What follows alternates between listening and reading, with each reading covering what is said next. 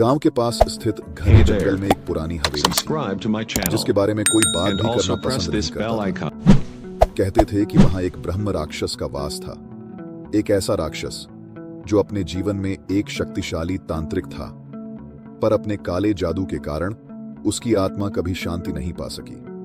उस हवेली में जिसने भी कदम रखा कभी वापस नहीं लौटा।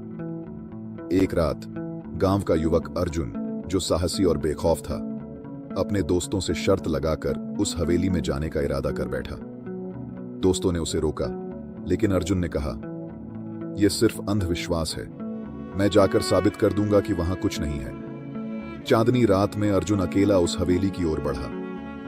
हवेली का दरवाजा पहले से ही खुला था, जैसे किसी ने उसे अंदर आने का न्योता दिया हो। उसने गहरी सांस ली और हिम्मत करके अंदर कदम रखा। चारों ओर केवल सन्नाटा था। दीवारों पर धूल जमी हुई थी, फर्श टूटा फूटा था और एक अजीब सी बदबू हवाओं में घुली हुई थी। अर्जुन ने चारों ओर देखा और तभी उसे लगा कि कहीं से किसी की आवाज आ रही है। एक धीमी, गूंजती हुई हंसी। उसकी सांसें तेज हो गईं, पर हिम्मत नहीं हारी। उसने उस आवाज का पीछा किया और एक अंधेरे कमरे के कोने में उसे एक छाया दिखी। जैसे ही वह छाया उसकी ओर बढ़ने लगी, अर्जुन को समझ में आया कि यह कोई इंसान नहीं बल्कि ब्रह्म राक्षस है। वह छाया धीरे धीरे स्पष्ट होने लगी। उसकी लंबी बिखरी हुई सफेद दाढ़ी थी, आंखें जलती हुई लाल और चेहरा एक अजीब भयावह मुस्कान के साथ झुका हुआ। उसने अर्जुन को घूरते हुए कहा, तुम्हारे जैसे कई लोग आए हैं और हमेशा के लिए यहीं रह गए हैं। अर्जुन के पैरों तले जमीन खिसक गई, पर उसने खुद को संभाला। उसने राक्षस को चुनौती दी, तू मेरा कुछ नहीं बिगाड़ सकता।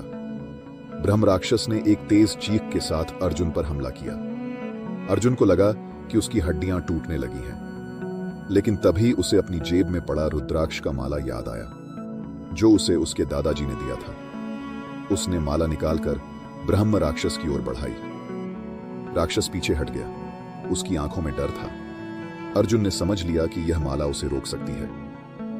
अर्जुन ने माला से राक्षस को पीछे धकेला और तेजी से दरवाजे की ओर भागा, लेकिन दरवाजा बंद हो चुका था और हवा में ब्रह्म राक्षस की गूंजती हंसी फिर से सुनाई दी। अर्जुन ने पूरी ताकत से दरवाजे पर धक्का मारा और किसी तरह वह खुल गया।